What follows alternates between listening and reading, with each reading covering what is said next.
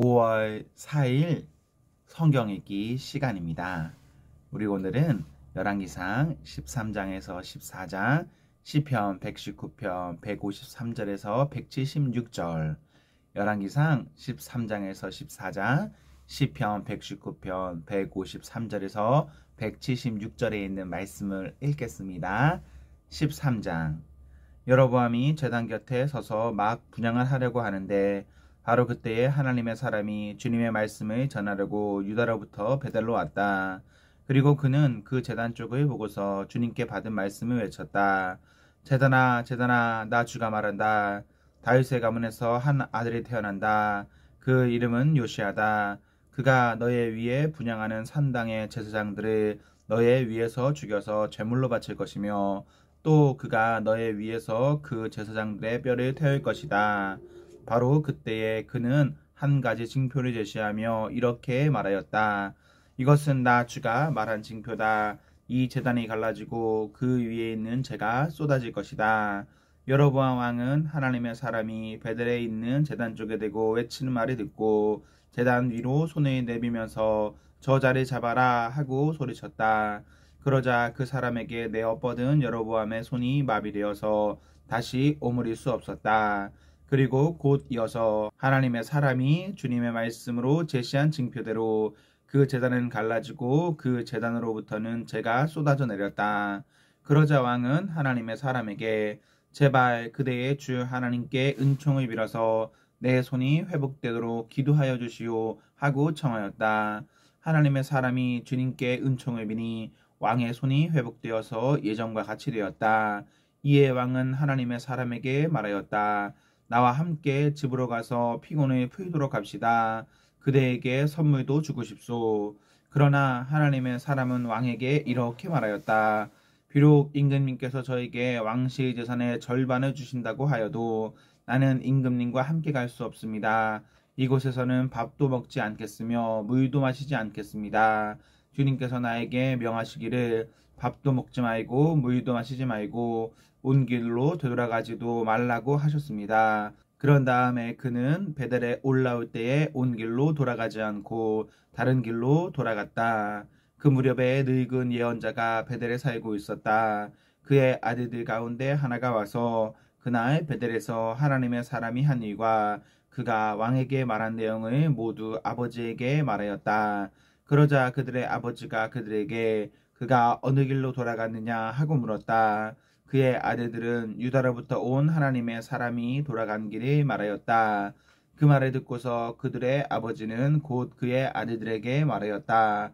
내가 타고 갈 나귀에 안장을 얹어다오. 그들이 아버지가 타고 갈 나귀에 안장을 얹으니 그는 나귀를 타고서 하나님의 사람을 뒤쫓아갔다.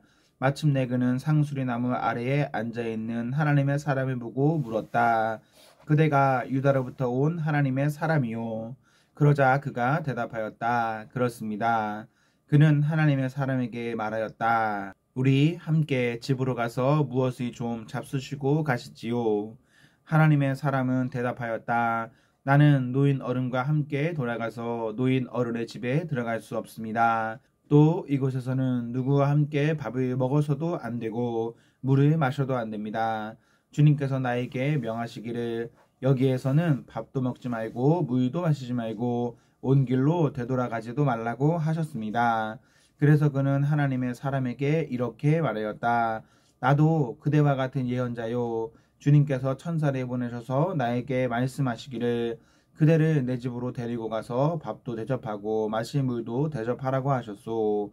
그런데 그것은 거짓말이었다. 이렇게 해서 하나님의 사람은 이 늙은 예언자와 함께 가서 그의 집에서 밥을 먹고 물도 마셨다.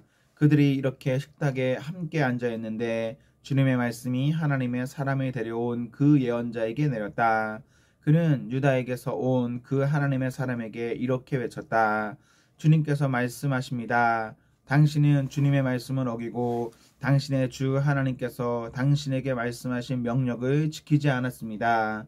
당신은 주님께서 밥도 먹지 말고 물도 마시지 말라고 말씀하신 곳에서 밥도 먹고 물도 마셨습니다. 그러므로 당신의 죽음은 당신의 조상의 무덤에 묻히지 못할 것입니다. 그 늙은 예언자는 하나님의 사람이 밥을 먹고 물을 마신 뒤에 나귀 등에 안장을 얹어주었다. 이에 그 사람이 길을 떠났다. 그는 길을 가다가 사자를 만나는데 그 사자가 그를 물어 죽였다.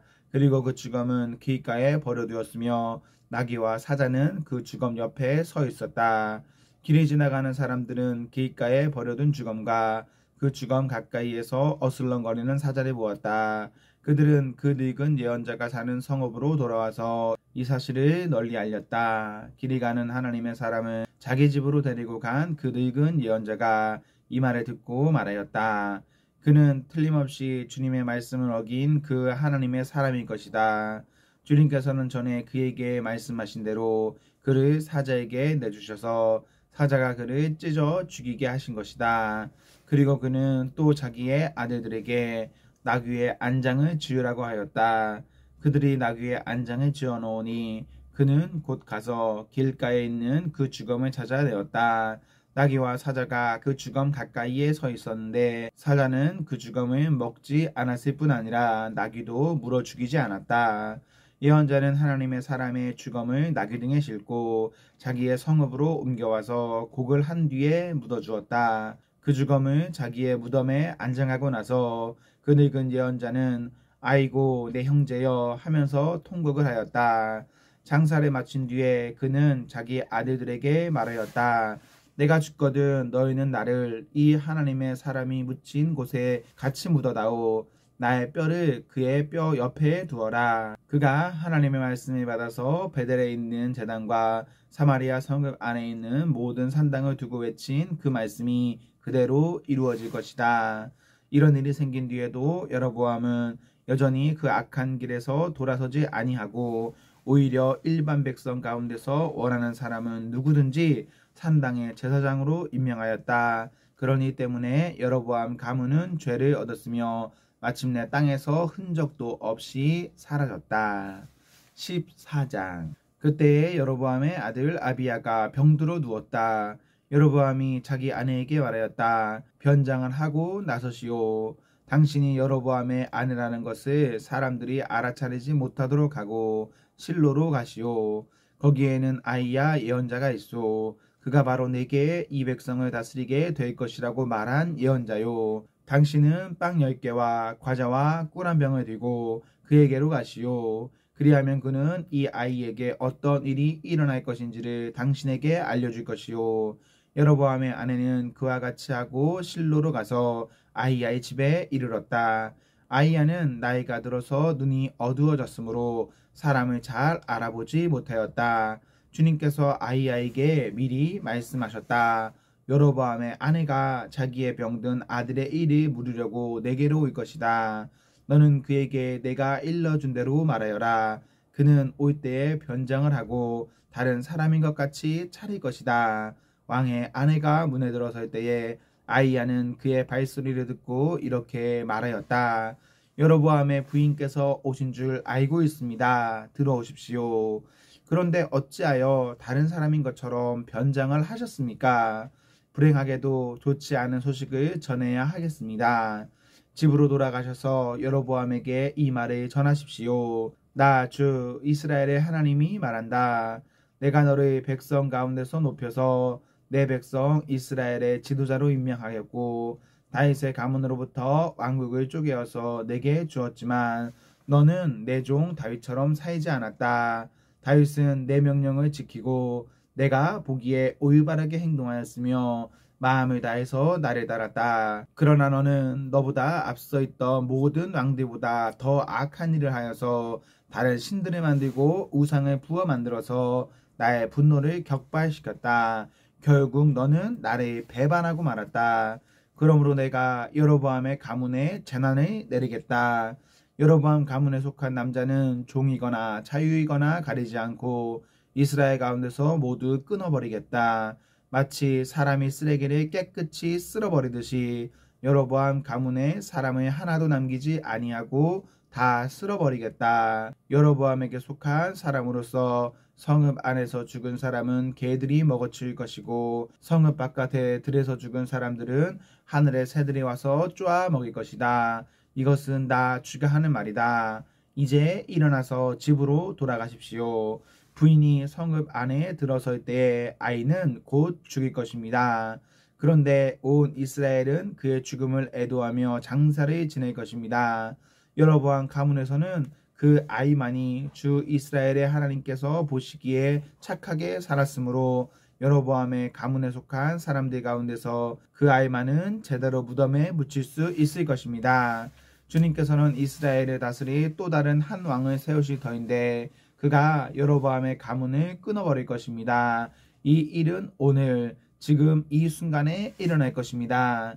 주님께서는 이스라엘을 쳐서 무익가에 갈대가 흔들리듯이 흔들리게 하실 것이며 그들이 아세라 목상을 만들어서 주님의 분노를 샀으므로 조상들에게 주신 이 좋은 땅에서부터 이스라엘의 뿌리째 뽑아내어서 유프라테스 강 저쪽으로 흩으실 것입니다. 여로보암은 자기도 죄를 지었을 뿐만 아니라 이스라엘까지 죄를 짓게 하였으므로 주님께서는 여로보암의 죄 때문에 이스라엘을 버리실 것입니다. 여로보암의 아내는 일어나서 그곳을 떠나 디르사로 돌아갔다. 그가 집 안으로 들어설 때에 그 아이가 죽었다. 온 이스라엘은 그를 장사 지내고 그의 죽음을 슬퍼하며 애곡하였다. 모든 것은 주님께서 그의 종 아히야 예언자를 시켜서 하신 말씀대로 되었다. 여로보암의 나머지 행적 곧 그가 전쟁을 어떻게 하고 또 나라를 어떻게 다스렸는가 하는 것은 이스라엘 왕 역대지략에 기록되어 있다. 여로보암은 22해 동안 다스린 뒤에 조상들과 함께 잠들고 그의 아들 나답이 그의 뒤를 이어서 왕이 되었다. 또한 솔로몬의 아들 르호보암은 유다를 다스렸다. 르호보암이 즉위할 때의 나이는 41살이었는데 그는 주님께서 자기의 이름을 두시려고 택하신 성읍 예루살렘에서 17해를 다스렸다. 그 어머니의 이름은 나아마이며 암몬 여자이다.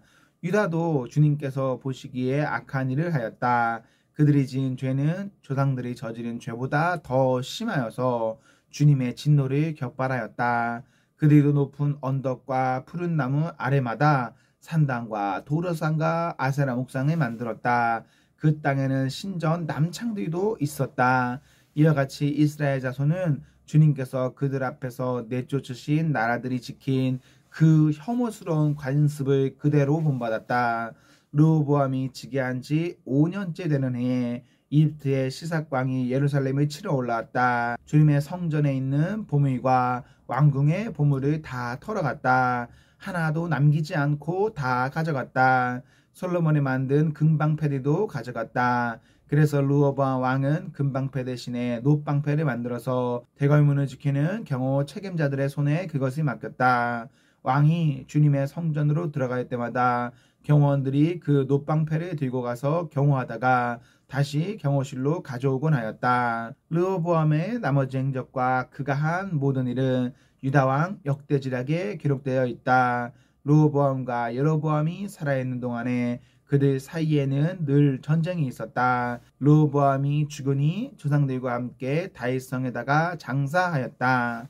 그의 어머니 나아만은 암몬 여자이다. 그의 아들 아비야가 그의 뒤를 이어서 왕이 되었다.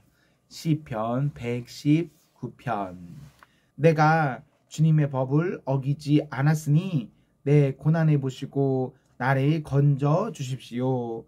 내 변호인이 되어서 나를 변호해 주시고 주님께서 약속하신 말씀대로 나를 살려 주십시오.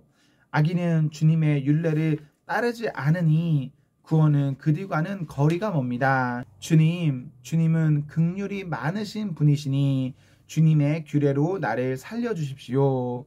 나를 핍박하는 자들과 나를 대적하는 자들이 많으나 나는 주님의 증거에서 떠나지 않았습니다.